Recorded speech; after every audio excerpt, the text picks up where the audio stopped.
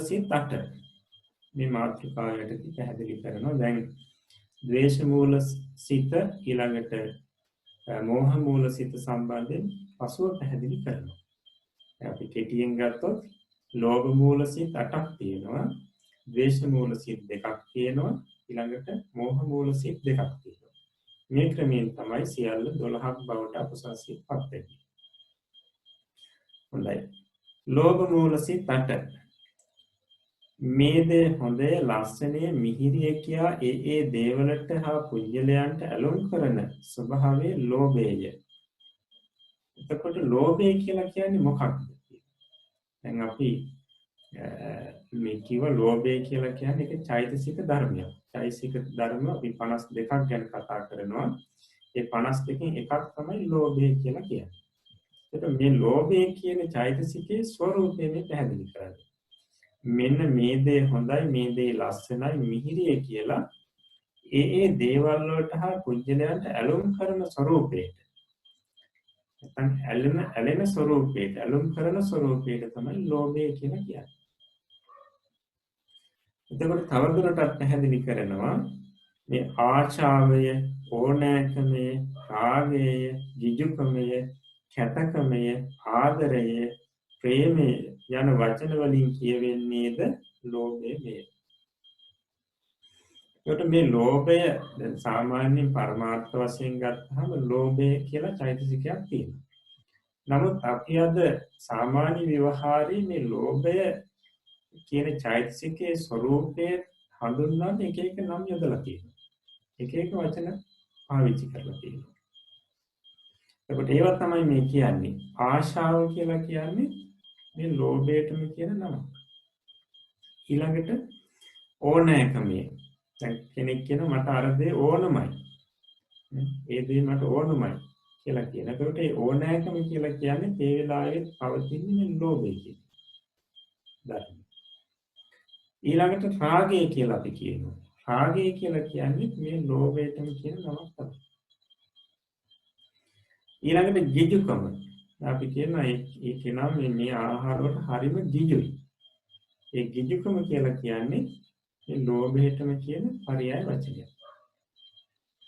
ඊළඟට කැතකම. මෙතන මේ කැතකම කියලා කියන්නේ අර අවලස්සනයි කියන අර්ථයෙන් නෙවෙයි. දැන් අපි ඔන්න කෙනෙක් දැන් මේසයක් උඩ කෑම මේ අරලා තියෙනවා. ඒ වෙලාවේදී දෙමාපියෝ දෙන්න ඉස්සරින් කෙනෙක් ගිහිලා ඉක්මනට අර කියන දේක් කනවා. එතකොට කියනවා බලන්න මෙයාගේ තියෙන කැතකම කියලා. මෙයාගේ තියෙන කැතකම කියලා. ඒ කියන්නේ මොකක්ද එතන අදහස් කරන්නේ? මේ ලෝභකම.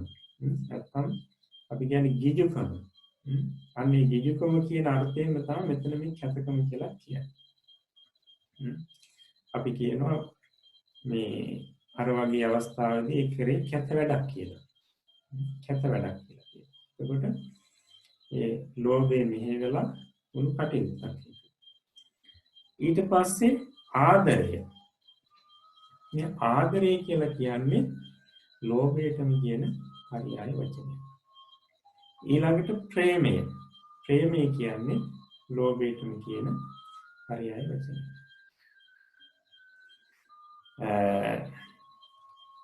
ඒ ලෝභයෙන් යුක්ත වන සිත සෝමනස්ස සහගත සිතේ, උපේක්ෂා සහගතයේ සිතේ කියා නැවත දෙකට බෙදෙන්නේ. එතකොට මේ අපි කියුවා මේ ලෝභය නැමැති මුල, අකුසල් මුල මිශ්‍රව පහළ වෙන සිතට ලෝභ මූල සිත කියලා. එතකොට මේ ලෝභ මූල සිත ඊළඟට නැවත දෙකට ආයෙ බෙදෙනවා. දැන් අපි මේ යන්නේ අපි කියවනේ ලෝභ මූල සිත් 8ක් තියෙනවා කියලා.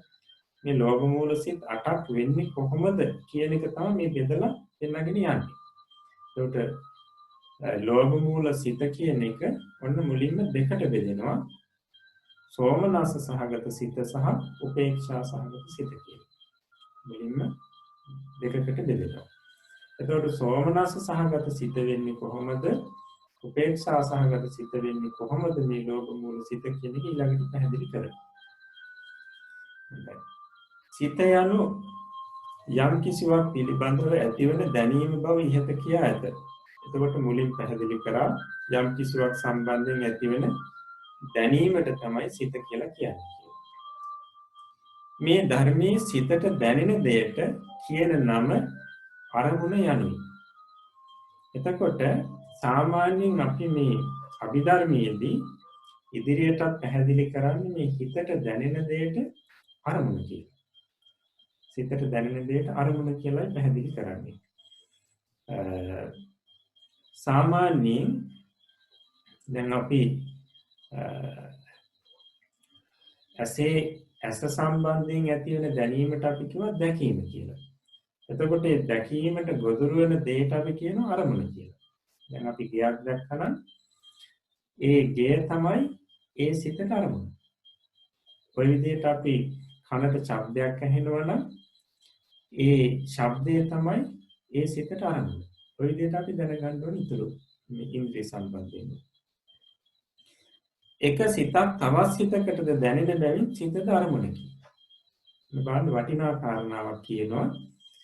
තමන්ට කලින් පහළ වුණු සිතක් පසු සිතකට දැනෙනවා. එතකොට එතකොට අර කලින් සිත කියලා කියන්නේ පසු සිතට අරමුණක්. පසු සිතේ අරමුණ මොකක්ද? කලින් සිත. දැන් අපි හිතන්න මෙහෙම.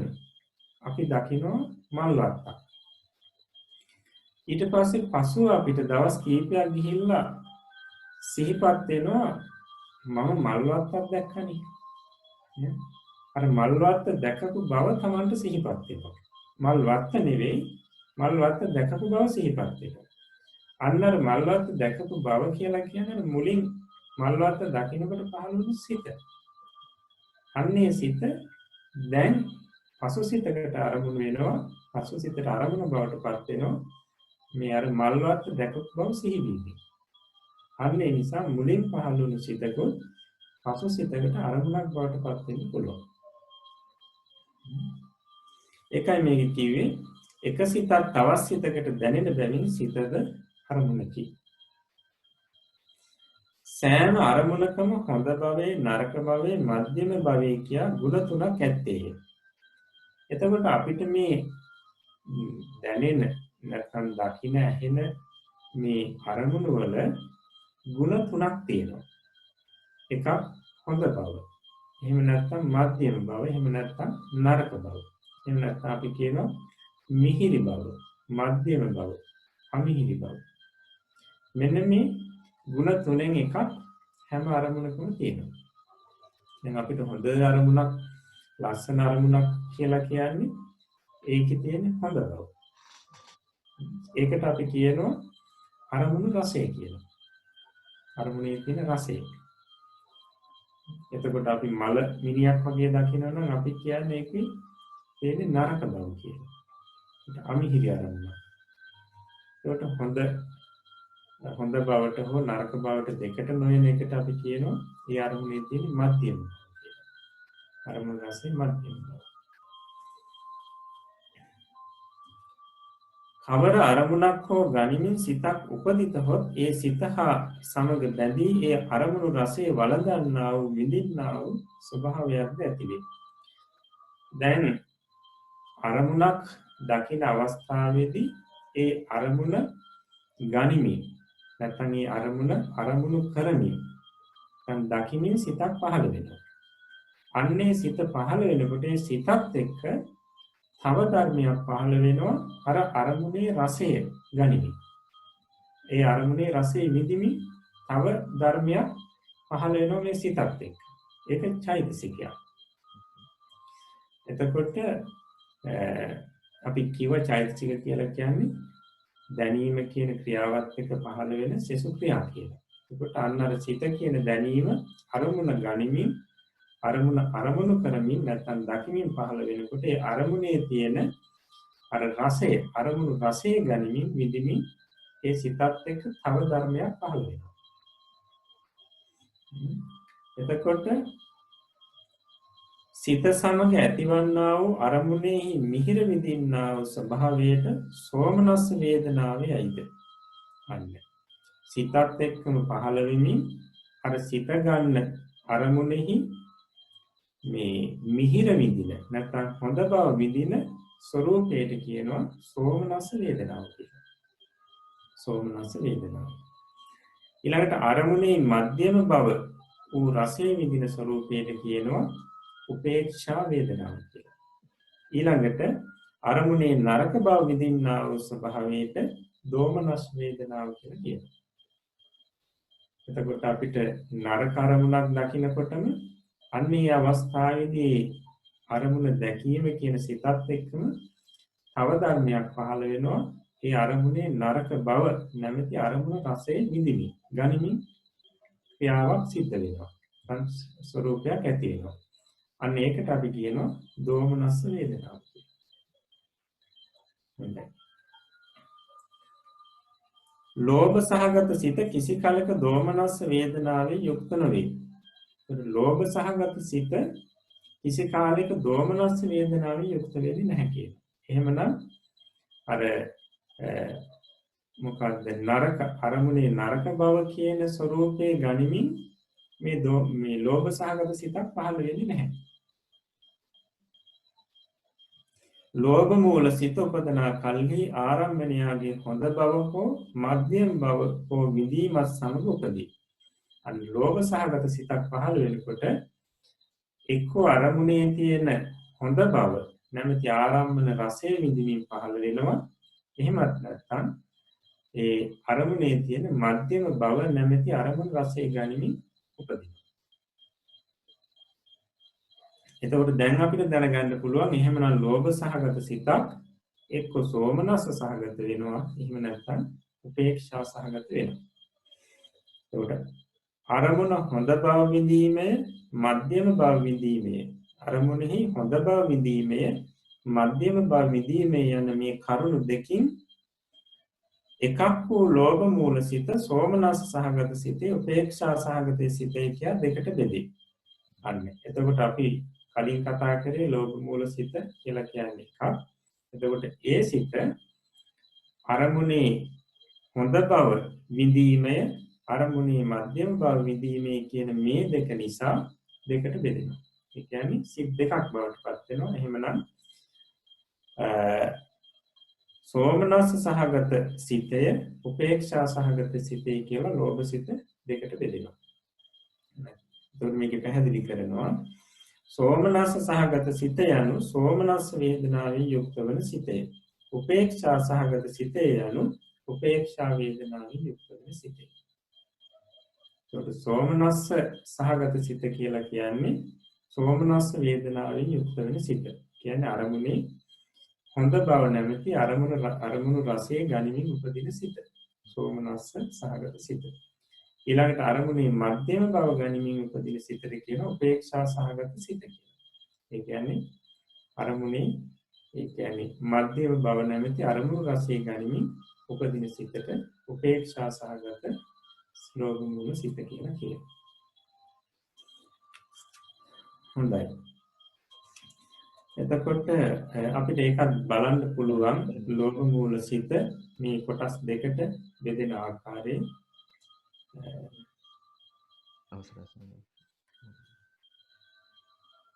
ඊළඟට පැහැදිලි කරනවා සතුට යනුද සෝමනස්ස වේදනාවටම විවහාර කරන තවත් නමකි. සතුට කියලා කියන්නේ මේ සෝමනස්ස වේදනාවටම කියන තවත් නමක්. සතුට කියලා කියන්නේ. දැන් අපි යමක් දකිනකොට අන්නේ අවස්ථාවේදී අපිට ඇති වෙන සතුටක්. දැන් ලෝභයට හේතු වන අරමුණක් දකිනකොට සතුටක් ඇති වෙනවා. අන්න ඒ අවස්ථාවේදී සෝමනස්ස සහගත ලෝභ සිතකුයි පහළ වෙන්නේ. දැන් බලන්න ලෝභ මූල සිත මුලින්ම දෙකට බෙදෙනවා සෝමනස්ස සහගත සිත සහ උපේක්ෂා සහගත සිත කියලා. හොඳයි. ඊළඟට මේ සිත් දෙකින් එකක් නැවතද දෙකට බෙදෙන්නේය. ඒ මෙසේය. එතකොට මේ සෝමනස්ස සහගත සිත නැවත දෙකට බෙදෙනවා. ඊළඟට උපේක්ෂා සහගත සිතත් නැවත දෙකට බෙදෙනවා. ඒක බලමු අපි. සමහර අවස්ථාවකදී මේ ලෝභ මූල සිත සෝමනස්ස සහගත චිත්තය සමහර අවස්ථාවකදී මේ ලෝභ මූල සෝමනස්ස සහගත චිත්තය පින්පව්ය කියා දෙයක් නැත, පින්පව් වල විපාකයක් නැත, පරලොවක් නැත, කුමක් කරත් යන සමහර අවස්ථාවකදී මිත්‍යා දෘෂ්ටියෙන් යුක්ත නොවේ. අන්න එතකොට මේ ලෝභ මූල සෝමනස්ස සහගත සිත සමහර අවස්ථාවලදී මිත්‍යා දෘෂ්ටියෙන් යුක්තයි. සමහර අවස්ථාවකදී මිත්‍යා දෘෂ්ටියෙන් යුක්ත වෙන්නේ නැහැ. මිත්‍යා දෘෂ්ටිය කියලා අපි කියන්නේ මේ වැරදි දැක්ම. ඒක පැහැදිලි කරනවා ඒ පින්පව් කියලා දෙයක් නැහැ කියලා හිතනවා. ඒකත් මිත්‍යා දෘෂ්ටිය. ඊළඟට පින්පව් වල විපාක නැහැ. ඒ වගේම පරලොවක් කියලා එකක් නැහැ. ඊළඟට කුමක් කරත් වැරදි නැහැ. ඔන්න ඔය විදිහට මේ මිත්‍යා මත මේවට කියන මිත්‍යා දෘෂ්ටි කියලා. ඒතකොට මේ සෝමනස්ස සහගත සිත සමහර වෙලාවට මෙන්න මේ මිත්‍යා දෘෂ්ටි වලින් යුක්තයි. සමහර වෙලාවට මේ මිත්‍යා දෘෂ්ටි වලින් යුක්ත නැහැ. එතකොට පැහැදිලි කරනවා මේ දෘෂ්ටියටම දෘෂ්ටිගත කියලා කියනවා කියලා. දැන් අපි ඔය කියපු මිත්‍යා දෘෂ්ටියට මෙතනදී පැහැදිලි කරන්නේ දෘෂ්ටි කියලා. අපි දෘෂ්ටිය කියලා කියන්නේ නිකන් දැක්ම කියන වගේ අර්ථයක් නේ. දැන් මෙතනදී අදහස් කරන්නේ මේ දෘෂ්ටිය කියන වචනේ මිත්‍යා දෘෂ්ටිය. මිත්‍යා දෘෂ්ටිය තමයි අදහස් කරන්නේ. එතකොට මේ මිත්‍යා දෘෂ්ටියටම කියන තවත් වචනයක් තමයි මේ දෘෂ්ටිගත කියන එක. නැත්නම් දෘෂ්ටිය කියන එකටම දෘෂ්ටිගත කියලා කියනවා. එතකොට ඔන්න මේ මිත්‍යා දෘෂ්ටියෙන් යුක්ත වන සෝමනස්ස සහගත සිත එතකොට අපි කියනවා සෝමනස්ස සහගත දිට්ඨිගත සංප්‍රයුක්තයි කියලා. සංප්‍රයුක්ත සිත කියලා. බලන්න එක සෝමනස්ස සහගත දෘෂ්ටිගත සංප්‍රයුක්ත සිත. ඒක සෝමනස්ස සහගත සිත මේ මිත්‍යා දෘෂ්ටියෙන් යුක්තව නම් පහළ වෙන්නේ ඒ සිතට කියනවා සෝමනස්ස සහගත දෘෂ්ටිගත සංප්‍රයුක්ත සිත කියලා. ඊළඟට මේ සෝමනස්ස සහගත සිත ඒ කියන වැරදි මිත්‍යා දෘෂ්ටි වලින් විනිර්මුක්තව නොමැතිව පහළ වෙනවා නම් ඒ අවස්ථාවේදී අපි කියනවා සෝමනස්ස සහගත දෘෂ්ටිගත විප්‍රයුක්ත සිත කියලා. සෝමනස්ස සහගත දෘෂ්ටිගත විප්‍රයුක්ත සිත. අන්න බලන්න. එතකොට මේ සාමාන්‍යයෙන් මෙතන මේ මිත්‍යා දෘෂ්ටිය කියලා අදහස් කරන්නේ කර්මය හා කර්මඵල නොපිළිගැනීම. එතකොට සමහරුන්ට සමහර දේවල් ගැන ඇල්ම ඇති වෙනවා. ඒ ඇල්ම ඇති වෙන අයගේ තියෙන ආකල්ප මේ කර්මය හා කර්මඵලය කියලා දෙයක් නැහැ කියලා. මේ විශ්වාසයක් නැහැ ඒ අයට. එතකොට ඒ අයගේ ඒ ලෝභ සිත පහළ වෙනකොට අන්නේ සිත මේ පහළ වෙන අවස්ථාවේ හොඳ අරමුණක් ගන්න අරමුණේ හොඳ බව කියන රසය තමයි ග්‍රහණය කරගන්නේ. එතකොට සෝමනස්ස සහගතයි ඒ වගේම දෘෂ්ටිගත සංප්‍රයුක්තයි. ඒකට සමහරුන්ට අර කියන ආකල්ප නැහැ. ඒ වගේ මිත්‍යා මත නැහැ. ඒ අයත් අර සමහර දේවල් වලට ඇලෙනවා. ඒ අවස්ථාවේදී අරමුණේ හොඳ බව කියන අරමුණු රසය ගන්න. ඒකට සෝමනස්ස සහගතයි. ඊළඟට මිත්‍යා දෘෂ්ටිය නැති නිසා දෘෂ්ටිගත විප්‍රයුක්තයි සිත. හොඳයි. එතකොට ඔන්න ඔය විදිහටම උපේක්ෂා සහගත සිතත් දෙකට බෙදෙනවා. එතකොට කෙනෙකුට යමක් සම්බන්ධ ඇලීමක් ඇති වෙනවා. ඒකට ලෝභ මූල සිත. එතකොට ඒ ලෝභ මූල සිතට අරමුණු වන අරමුණේ මේ මධ්‍යම බව නැමැති අරමුණු රසය ගනිමින් තමයි මේ සිත පහළ වෙන්නේ තැනකට.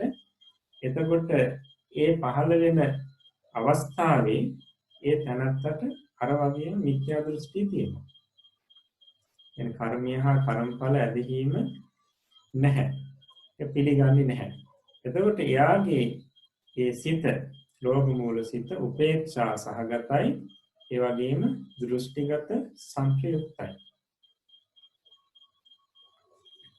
උපේක්ෂා සහගතයි දෘෂ්ටිගත සංප්‍රයුක්තයි. ඊළඟට තවත් කෙනෙක් ඉන්නවා එයාටත් පහළ වෙන්නේ උපේක්ෂා සහගත ලෝභ මූල සිත. හැබැයි එයාට මිත්‍යා දෘෂ්ටිය නැහැ. එයා කර්මය හා කර්මඵලෙ පිළිගන්නවා. ඒකට එයා පරලොවක් නැහැ, මෙලොවක් නැහැ. එහෙම අදහස් එයාට නැහැ. ඒකට එයාට පහළ වෙන සිතට අපි කියන්නේ උපේක්ෂා සහගත දෘෂ්ටිගත විප්‍රයුක්ත සිත කියලා. බලන්න එතකොට ලෝභ මූල සිත මුලින්ම බෙදුණා සෝමනස්ස සහගත සිත හැටියට, ඊට පස්සේ උපේක්ෂා සහගත සිත හැටියට දෙකට බෙදුණා. ඊට පස්සේ සෝමනස්ස සහගත සිත නැවත දෙකට බෙදෙනවා. දෘෂ්ටිගත සංප්‍රයුක්ත සිත, දෘෂ්ටිගත විප්‍රයුක්ත සිත කියලා. ඊළඟට උපේක්ෂා සහගත සිතත් ඒ විදිහටම බෙදෙනවා. උපේක්ෂා සහගත දෘෂ්ටිගත සංප්‍රයුක්ත සිත, ඊළඟට දෘෂ්ටිගත විප්‍රයුක්ත සිත කියලා. හොඳයි. ඊළඟට දැන් බලන්න මේ වෙනකොට ලෝභ මූල සිත හතර ආකාරයි. නැත්නම් ලෝභ මූල සිත හතරයි. ඊළඟට පැහැදිලි කරනවා ඒ සිත් සතරෙන් පළමු වෙන්න වූ සෝමනස්ස සහගත දෘෂ්ටිගත සංප්‍රයුක්ත සිත නැවත දෙකට බෙදේ. ඔන්න සෝමනස්ස සහගත දෘෂ්ටිගත සංප්‍රයුක්ත සිත නැවත දෙකට බෙදෙනවා. ඒ කොහොමද? සමහර අවස්ථාවකදී ඒ සිත ස්වභාවයෙන්ම ඇති වේ. සමහර අවස්ථාවකදී අනුන්ගේ මෙහෙයවීමක් හෝ තමා විසින් හෝ අනුන් විසින් උත්සාහවත් කරවීමකින් ඇති වේ. මෙහෙයුමක් උත්සාහවත් කරවීමක් නැතිව ඇතිවන සිතට අසංඛාරික සිත යයිද මෙහෙයවීමක් උත්සාහවත් කරවීමකින් හෝ ඇතිවන සිතට සසංඛාරික සිතයි කියනු ලැබේ. එතකොට සෝමනස්ස සහගත දෘෂ්ටිගත සංප්‍රයුක්ත සිත ගැන කතා කරනකොට දැන් සමහරෙකුට මේ සිත පහළ වෙනවා ස්වභාවයෙන්ම. ඒ කියන්නේ කවුරුවත් කාගේවත් උපකාරයක් නැතුව මේ නිරායාසයෙන්ම පහළ වෙනවා. එතකොට අන්නේ සිතට අපි කියනවා සෝමනස්ස සහගත දෘෂ්ටිගත සංප්‍රයුක්ත අසංස්කාරික සිත කියලා. අසංස්කාරික සිත. ඊළඟට සමහරෙකුට ওই සිත පහළ වෙන්නේ අනිත් කෙනෙකුගේ පෙළඹවීමකින්, යොමු කරවීමකින්. ඒ කියන්නේ මෙන්න මේ දේ නැත්නම් මේ වස්තුව බොහොම ලස්සනයි. ඒ විදිහට වචන කියනකොට තමයි මෙයාට ඒ සිත පහළ වෙන්නේ, ලෝභ සහගත සිත. එහෙම නැත්නම් තමන් මේ දෙයට වැඩි ඇලුම් කරන්නේ නැහැ. එතකොට කෙනෙක් උත්සාහවත් කරනවා. එහෙමත් නැත්නම් තමන්ගේම පසුබසින සිත තමන් ලවාම උත්සාහවත් කරනවා. එතකොට ඒ විදිහට පහළ වෙන සිතට අපි කියනවා සසංස්කාරික සිත කියලා. එතකොට ස්වභාවයෙන්ම පහළ වෙන සිතට අපි කියනවා සංස්කාරික සිත කියලා. කෙනෙකුගේ මෙහෙයවීමකින් හෝ නැත්නම් තමාගේම පසුබසින සිත උත්සාහවත් කරවීමෙන් පහළ වෙන සිතට කියනවා සසංස්කාරික සිත කියලා. මම මේක උදාහරණයකින් පැහැදිලි කරන්නම්. එතකොට බලන්න සෝමනස්ස සහගත දෘෂ්ටිගත සංප්‍රයුක්ත සිත ඔන්න මුලින්ම දෙකට බෙදෙනවා. කොහොමද? සෝමනස්ස සහගත දෘෂ්ටිගත සංප්‍රයුක්ත අසංස්කාරික සිත එකක්. ඊළඟ එක සෝමනස්ස සහගත දෘෂ්ටිගත සංප්‍රයුක්ත සසංස්කාරික සිත. ඊළඟට සෝමනස්ස සහගත දෘෂ්ටිගත විප්‍රයුක්ත සිතත් ওই විදිහටම දෙකට බෙදෙනවා. මොකද? සෝමනස්ස සහගත දෘෂ්ටිගත විප්‍රයුක්ත අසංස්කාරික සිත. ඊළඟට සෝමනස්ස සහගත දෘෂ්ටිගත විප්‍රයුක්ත සසංස්කාරික සිත. ඊළඟට උපේක්ෂා සහගත දෘෂ්ටිගත සංප්‍රයුක්ත සිතත් ওই විදිහටම දෙකට බෙදෙනවා. උපේක්ෂා සහගත දෘෂ්ටිගත සංප්‍රයුක්ත අසංස්කාරික සිත. උපේක්ෂා සහගත දෘෂ්ටිගත සංප්‍රයුක්ත සසංස්කාරික සිත. ওই විදිහටම උපේක්ෂා සහගත දෘෂ්ටිගත විප්‍රයුක්ත සිත දෙකට බෙදෙනවා. එතකොට උපේක්ෂා සහගත දෘෂ්ටිගත විප්‍රයුක්ත අසංස්කාරික සිත. උපේක්ෂා සහගත දෘෂ්ටිගත විප්‍රයුක්ත සසංස්කාරික සිත. අන්න දැන් බලන්න මෙතන සිත් අවසාන හේලියේ සිත් 8ක් තියෙනවා. අන්න ලෝභ මූල සිත 8 ආකාර වෙන්නේ මෙන්න මේ ක්‍රමයට. මුලින්ම සෝමනස්ස සහගත සිත උපේක්ෂා සහගත සිත බවට පත් වුණා. දෙකට බෙදුණා මේ විදිහට. ඊළඟට දෘෂ්ටිගත සංප්‍රයුක්ත දෘෂ්ටිගත විප්‍රයුක්ත භාවයෙන් 4ක් වුණා. ඊළඟට අසංස්කාරික සසංස්කාරික භාවයෙන් 8ක් බවට පත් වුණා.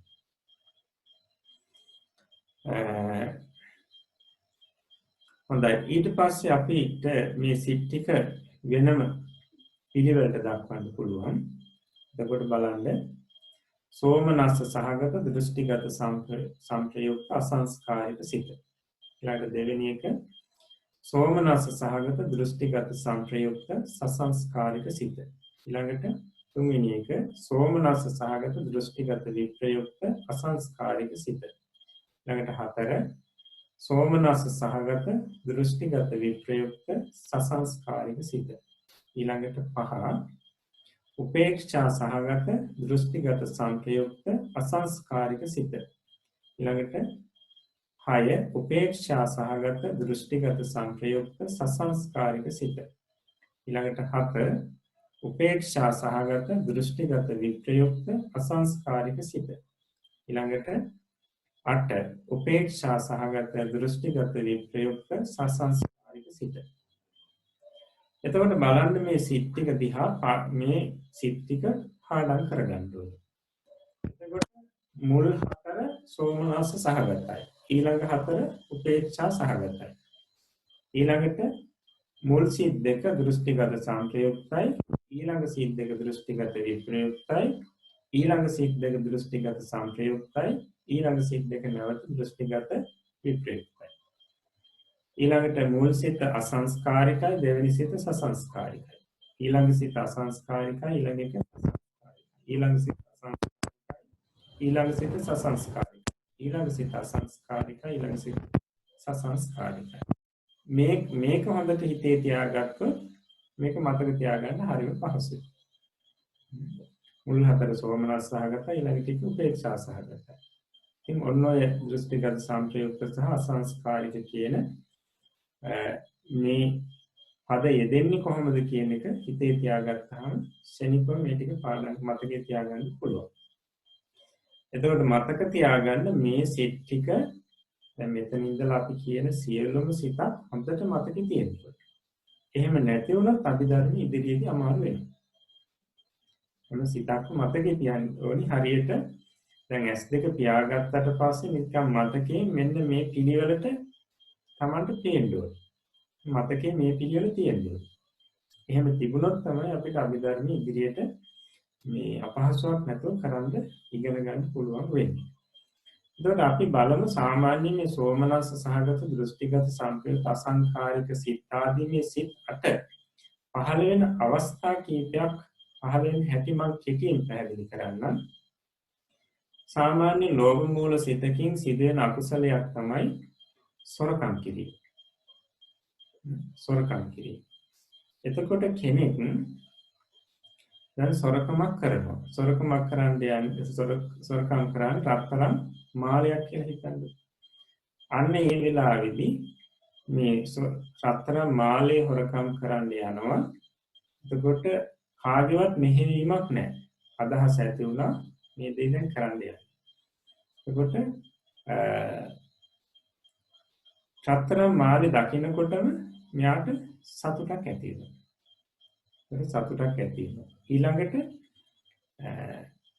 මෙයාගේ සාමාන්‍යයෙන් අදහස ආකල්පය තමයි මේ හොරකම් කිරීම කියලා හොරකම් කරාට අකුසල වෙන්නේ. එහෙම මේ වැඩිපුර තියෙන කෙනාගෙන් දෙයක් ගත්තට අකුසලයක් නැහැ. එහෙම කුසල අකුසල ගැන විශ්වාසයක්වත් නැහැ. මෙන්න මෙයා මේක හොරකම් කරනවා. එතකොට දැන් මෙයාට පහළ වෙන සිත තමයි සෝමනස්ස සහගත දෘෂ්ටිගත සංප්‍රයුක්ත අසංස්කාරික සිත. අසංස්කාරික සිත. දැන් කාගේවත් මෙහෙයීමක් නැතුව මෙයාට අදහස පහළ වුණා ගියා සතුටින් ගත්තා. සෝමනස්ස සහගත දෘෂ්ටිගත සංප්‍රයුක්තයි අසංස්කාරිකයි. මිත්‍යා දෘෂ්ටිය තියෙන නිසා දෘෂ්ටිගත සම්ප්‍රයුක්තයි. ඊළඟට දෙවෙනි සිත ගැන අපි බලමු. කෙනෙක් කියන අසවල් යන තියෙන රත්තරන් මාලයක් ගිහින් හොරකම් කරන්න. උත්සාහවත් කරනවා. එතකොට මෙයා මොකද කරන්නේ? එතෙන්ද ගිහිල්ලා අර රත්තරන් මාලේ දකින්නකොට මෙයාට සතුටක් ඇති වෙනවා. ඒ සතුටින් අර රත්තරන් මාලේ ගන්නවා. මෙයාගේ ආකල්පෙත් කොහොමද? මේ කර්මඵල ආදී ගැන හිම ලොකු විශ්වාසයක් නැහැ. මිත්‍යා දෘෂ්ටිය යුක්තයි. ඒකට අරක ගන්නවා. අන්න ඒ වෙලාවේදී පහළ වෙන සිත සෝමනස්ස සහගතයි, දෘෂ්ටිගත සංප්‍රයුක්තයි, සසංස්කාරිකයි. එහෙමවත් නැත්නම් මේ සසංස්කාරික බව මෙන්න මේ විදිහට පවතිනවා. තමන් මුලින්ම රත්තරන් මාලේ ගන්න ඕනි කියන හිතක් පහළලා යනවා. හැබැයි රත්තරන් මාලේ දකින්නවා ඒ වෙලාවේදී ආයෙ හිතෙනවා නෑ ගන්න ඕනේ නැහැ. දැන් සිත පසුබහිනවා. මේක හොඳ නෑ ගන්න ඕනේ නැහැ කියලා. නමුත් ආයෙ හිතනවා නෑ මේක ගන්න ඕනේ කියලා. හිතින් උත්සාහවත් කරනවා. තමම උත්සාහවත් කරනවා මේ පසුබසින සිත. අන්නේ කරලා කොහොමරි ගන්නවා. ඒ වෙලාවේදී යාට මිත්‍යා දෘෂ්ටි යුක්ත කෙනෙක්. ඔබට සෝමනස්ස සහගතයි, දෘෂ්ටිගත සංප්‍රයුක්තයි, සසංස්කාරිකයි සිත. ඒකයි කියේ කාර්ය හරි මෙහෙවීමකින් හෝ නැත්නම් තමාගේම පසුබසින සිත තමම උත්සාහවත් කරවලා ගන්නවා. ඒක කුසලයේ කරනවා. එතකොට මේ අවස්ථා දෙකේදීම සිත සසංස්කාරිකයි. ඊළඟට ওই විදිහටම තමන්ට මේ මාළි ගන්න හිතුණා. තමන් ගිහිල්ලා මාළි ගන්නවා. දකින්නකොටම සතුටක් ඇති වෙනවා ගන්නවා. හැබැයි මෙයාට අර කර්මයේ හා කර්මඵලයේ විශ්වාසය තියෙන මේක කරොත් අකුසලයක් කියලා දන්නවා. දැන් කරනවා. අන්න මේ වෙලාවේ පහළ වෙන්නේ සෝමනස්ස සහගත, දෘෂ්ටිගත විප්‍රයුක්ත, අසංස්කාරික සිත. ඊළඟට ඔය විදිහටම කෙනෙක් අර පසුබැස ගන්නවා. නැත්තම් කෙනෙකුගේ මෙහෙවීමකින් ගිහිල්ලා ගන්නවා. අන්න ඒ වෙලාවේදී පහළ වෙන්නේ සෝමනස්ස සහගත, දෘෂ්ටිගත විප්‍රයුක්ත, සසංස්කාරික සිත. ගන්න වෙලාවේ සතුට තියෙනවා. මෙයාට මිත්‍යා දෘෂ්ටි නැහැ. නමුත් පසුබැස තමයි ගන්නෙ. නැත්තම් කාගේ හරි මෙහෙවීමකින් ගන්න. ඊළඟ සිත් සතරේ තියෙන වෙනස උපේක්ෂා සහගත භාවය විතරයි. මුල් සිත් හා සමානමයි. එතකොට මෙතනදී තියෙන වෙනස අපි පළවෙනි සිත, පස්වෙනි සිත බලමු. උපේක්ෂා සහගත, දෘෂ්ටිගත, සංප්‍රයුක්ත, අසංස්කාරික සිත. එතකොට මාළි ගන්න අපි මෙහෙම හිතමු. මෙයාට දැන් යකඩ කෑල්ලක් හොරකම් කරන්න හිතෙනවා. අන්න යකඩ කෑල්ලක් හොරකම් කරන්න හිතලා දැන් මෙයා යනවා. ඉතින් ඒ අදහස ඇතුණාට පස්සේ ගිහිල්ලා මේක මෙයාගේ අදහසත් ආකල්පෙත් තියෙන්නේ මේව හොරකම් කරාට අකුසල ආදී නැහැ කියලා මිත්‍යා දෘෂ්ටිය යුක්තයි. ගිහිල්ලා මේ යකඩ කෑල්ල දකින්නකොට මෙයාට අර මාළි දකින්න වගේ සතුටක් එන්නේ නැහැ. දුකකුත් නැහැ. ඒ දෙක අතර කියන්නේ උපේක්ෂාවක් තියෙනවා. අරමුණේ මධ්‍යම බව තමයි මෙයා මේ ගන්නෙ විදිහට. එතකොට අර විදිය සතුටක් නැහැ. උපේක්ෂාව තියෙන්නේ ගන්න. අන්න උපේක්ෂා සහගතයි, දෘෂ්ටිගත සංප්‍රයුක්තයි, අසංස්කාරිකයි සිත.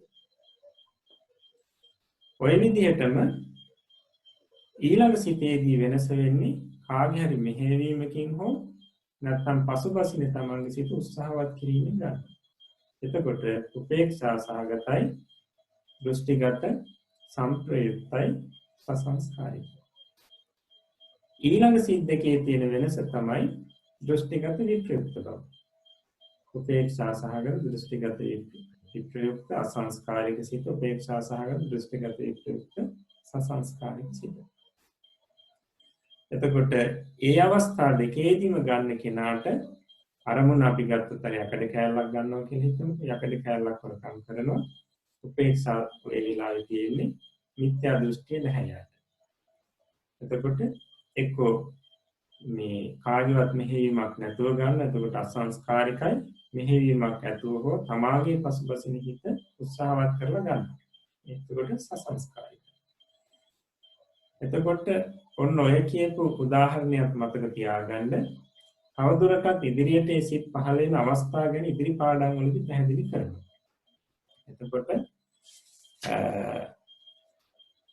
මේ මේ ලෝභ මූල සිතට මේ සත්‍යයන්ට පහළ වෙන්නේ ඔන්න ඔය ආකාරයට. ඒ ආකාරයට තමයි පහළ වෙන්නේ.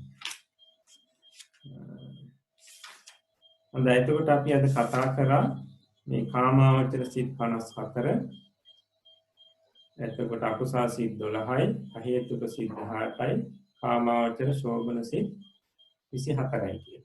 ඒකෙන් අකුසල් සිත බෙදෙනවා තුනකට: ලෝභ මූල සිත, ද්වේෂ මූල සිත, මෝහ මූල සිත කියලා. ඊට පස්සේ ලෝභ මූල සිත නැවත 8කට බෙදෙනවා. ඒ 8 තමයි අපි මේ කතා කරේ සෝමනස්ස සහගත, දෘෂ්ටිගත, සම්පූර්ණ අසංකාරික සිත ආදී ක්‍රමයක. එතකොට ඊළඟ දවසේ මේ සිත් 8 හැම දිනාටම පාඩම් තියෙනවා. මතකයේ තියෙනවා. කවුරුත් පාඩම් කරන්න ඕනේ. මම විශේෂයෙන් කියන්නේ මත් පාඩම් නැතුව අපිට ඉදිරියට අපි ධර්ම ඉගෙන ගන්න අමාරුයි. ඊළඟට තියෙනවා ප්‍රශ්න 13ක් තියෙනවා. මේ පාඩමට එහා පැත්තේ බලන්න. පළවෙනි එක කාමාවචර සිත් සිව්පනස කවරහුද? ඊළඟට අකුසල සිත්ය කියනුවේ කෙබඳු සිත්වලටද? අකුසල මූලය කවරහුද? ලෝභය යනු කුමක්ද? හතරවෙනි. ඊළඟට ලෝභය කියවෙන තවත් වචන මොනවාද? ඊළඟට 6. අකුසල චිත්තේ පළමු කොට බෙදෙන්නේ කෙසේද? 7. ලෝභ මූල සිත් 8ක් වන්නේ කවර ධර්මයන්ගේ වශයෙන් බෙදී යෑමෙන්ද? 8. වේදනාව කී ආකාරද? 9. සෝමනස්ස වේදනාව යනු කුමක්ද? 10. උපේක්ෂා වේදනාව යනු කුමක්ද? 11. දෘෂ්ටිය යනු කුමක්ද? 12. අසංස්කාරික සිත යනු කුමක්ද? 13. සසංස්කාරික සිත යනු කුමක්ද? කාමාවචර සිත් සිව්පනස කවරහුද? එතකොට ඒකට පිළිතුර කාමාවචර සිත් සිව්පනස නම් අකුසල් සිත් 12යි, අකුසල් සිත් 12ය, අහේතුක සිත් 18ය, කාමාවචර ශෝභන සිත් 24 යන සිත්ය. මේ ක්‍රමයට ලියලා තියෙන පිරිස මීට ආසන්න ක්‍රමයකට ලියලා තියෙනවා නම් හරියක් දාගන්න එකට. නැවතත් බලන්න පිරිසට පේනවනේ. හොඳයි. ඊළඟට දෙවෙනි ප්‍රශ්නේ බලමු. අකුසල් සිත්ය කියනුවේ කෙබඳු සිත්වලටද? අකුසල් සිත්ය කියනුවේ කෙබඳු සිත්වලටද? ඒක පිළිතුර විය යුත්තේ අකුසල් සිත්ය කියනුවේ යමකුගේ సంతානි ඇතිවහොත් අනාගතයේහි ඔහුට අනිෂ්ට විපාක ඇති කරන්නා වූ සිත්වලටය. බලන්න, අකුසල් සිත් කියනුවේ යමකුගේ సంతානි ඇතිවහොත් අනාගතයේ ඔහුට අනිෂ්ට විපාක ඇති කරන්නා වූ සිත්වලටය. මේ ක්‍රමයට ලියලා තියෙනවා නම් හරි ලකුණක් දාගන්න. ඊළඟට තුන්වෙනි ප්‍රශ්නේ. අකුසල මූලයෝ කවරහුද? අකුසල මූලයෝ කවරහුද? එතකොට පිළිතුර අකුසල් මුල් නම් ලෝභය, ද්වේෂය, මෝහය යන චෛතසික තුනයි. අකුසල් මුල් නම් ලෝභය, ද්වේෂය, මෝහය යන චෛතසික තුනයි. මේ ක්‍රමයට ලියලා තියෙන පිරිස හරියක් දාගන්න. ඊළඟට හතරවෙනි ප්‍රශ්නේ. ලෝභය යනු කුමක්ද? ලෝභය යනු කුමක්ද? බලමු අපි පිළිතුරක්. ලෝභය යනු මේ දේ හොඳය ලස්සනය මිහිරිය කියා ඒ දේවලට හා පුද්ගලයන්ට ඇලුම් කරන ස්වභාවයයි. ලෝභය යනු මේ දේ හොඳය ලස්සනය මිහිරිය කියා ඒ දේවලට හා පුද්ගලයන්ට ඇලුම් කරන ස්වභාවයයි. මේ ක්‍රමයට ලියලා තියෙන පිරිස හරියක් දාගන්න. ඊළඟට පස්වෙනි ප්‍රශ්නේ. ලෝභය කියවෙන තවත් වචන මොනවාද? ලෝභය කියවෙන තවත් වචන මොනවාද? බලමු පිළිතුරත්. ආශාව, ඕනෑකම, රාගය, ගිජුකම, කැතකම, ආදරය, ප්‍රේමය යන මේවා ලෝභය කියවෙන වෙනත් වචනයි. මේ විදිහට ලියලා තියෙන පිරිස හරි ලකුණක් දාගන්න.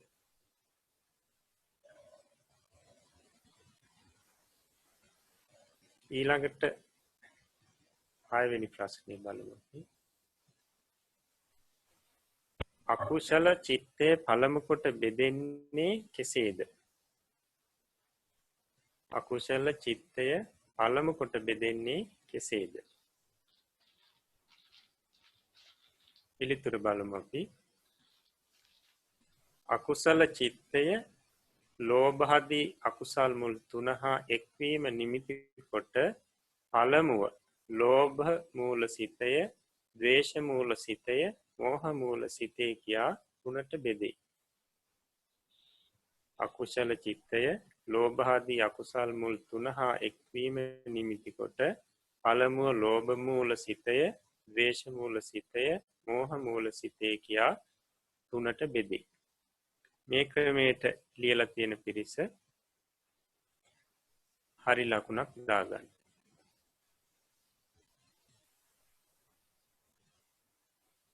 ඊළඟට 7 වෙනි ප්‍රශ්නේ. ලෝභ මූල සිත් 8ක් වන්නේ කවර ධර්මයන්ගේ වශයෙන් බෙදී යෑමෙන්ද? ලෝභ මූල සිත් 8ක් වන්නේ කවර ධර්මයන්ගේ වශයෙන් බෙදී යෑමෙන්ද? හොඳයි අපි පිළිතුරත් බලමු. මේකේ පිළිතුරු දෙකක් අපි දක්වලා තියෙනවා. ඒකෙන් පළවෙනි එක තමයි කෙටි ක්‍රමයෙන් තියෙන පිළිතුර. දෙවෙනි එක මේ ප්‍රශ්නයට දීලා තියෙන දීර්ඝ පිළිතුර. අපිට බලමු කෙටියෙන් අපි පිළිතුර. ලෝභ මූල සිත් 8ක් වන්නේ වේදනා, දෘෂ්ටි, සංඛාර යන ධර්මයන්ගේ බෙහෙදෙන් බෙදී යෑමෙනි. ලෝභ මූල සිත් 8ක් වෙන්නේ කොහොමද කියන එකයි පැහැදිලි කරලා තියෙන්නේ. වේදනා, දෘෂ්ටි, සංඛාර යන මේ ධර්මයන්ගේ බෙහෙදෙන් තමයි මේ 8ක් විදියට සිත් බෙදිලා තියෙන්නේ. ඊළඟට දීර්ඝ පිළිතුර. ලෝභ මූල සිත් 8ක් වන්නේ සෝමනස්ස සහගත, උපේක්ෂා සහගත වශයෙන්ද, දෘෂ්ටිගත සංප්‍රයුක්ත, දෘෂ්ටිගත විප්‍රයුක්ත වශයෙන්ද, අසංස්කාරික සසංස්කාරික වශයෙන්ද බෙදී යෑමෙනි. එතකොට මුල් ක්‍රමයෙන් වේවා ඊට පස්සේ දෙවෙනි ක්‍රමයෙන් වේවා ලියලා තියෙන කවුරු හරි ක්‍රම දෙකෙන් කෝකක් හරි ලියලා තියෙනවා නම් හරි ලකුණක් දාගන්න. ඊළඟට 8 වෙනි ප්‍රශ්නේ. වේදනාව කී ආකාරද? වේදනාව කී ආකාරද? පිළිතුර බලමු අපි. වේදනාව 3 ආකාරය. එහෙම ලියලා තියෙන පිරිස හරි ලකුණක් දාගන්න. මතක ඇති අර පැහැදිලි කරා සෝමනස්ස වේදනාව, දෝමනස්ස වේදනාව, උපේක්ෂා වේදනාව කියලා වේදනා තුනක් ගැන ඊහත පාඩමේ පැහැදිලි කරා. ඒ ඇසුරෙන් තමයි මෙතන වේදනාව තුන් ආකාරයයි කියලා පිළිතුර ලැබලා දීලා තියෙනවා. හොඳයි ඊළඟ ප්‍රශ්නය. සෝමනස්ස වේදනාව යනු කුමක්ද? සෝමනස්ස වේදනාව යනු කුමක්ද? පිළිතුර සිත සමග ඇතිවන්නා වූ අරමුණෙහි මිහිර විඳින්නා වූ ස්වභාවය සෝමනස්ස වේදනාවයි. සිත සමග ඇතිවන්නා වූ අරමුණේ මිහිර විඳින්නා වූ ස්වභාවය සෝමනස්ස වේදනාවයි. මේක අර පිළිතුර අපි කියවනකොට කියවන්න ඕනි සිත සමග ඇතිවන්නා වූ ඊට පස්සේ අරමුණේ මිහිර විඳින්නා වූ ස්වභාවයේ සෝමනස්ස වේදනාවයි. يعني සිත සමග ඇතිවන්නේ මොකක්ද? සෝමනස්ස වේදනාව. එතකොට ඒක තවත් ක්‍රමයකින් කියනවා නම් අරමුණේ මිහිර විඳින්නා වූ සිත සමග ඇතිවන්නා වූ ස්වභාවය සෝමනස්ස වේදනාවයි. එතන සිත සමග ඇති වෙනවා කියලා අදහස් කරන්නේ මේ සෝමනස්ස වේදනාවටයි. ඒක මතකයේ තියාගන්න. හොඳයි. ඊළඟට 10 වෙනි ප්‍රශ්නය. උපේක්ෂා වේදනාව යනු කුමක්ද? උපේක්ෂා වේදනාව යනු කුමක්ද? බලන්න පිළිතුර සිත සමග ඇතිවන්නා වූ අරමුණෙහි මධ්‍යම බව වූ රසයේ විඳින්නා වූ ස්වභාවය උපේක්ෂා වේදනාවයි. සිත සමග ඇතිවන්නා වූ අරමුණේ මධ්‍යම බව වූ රසයේ විඳින්නා වූ ස්වභාවය උපේක්ෂා වේදනාවයි.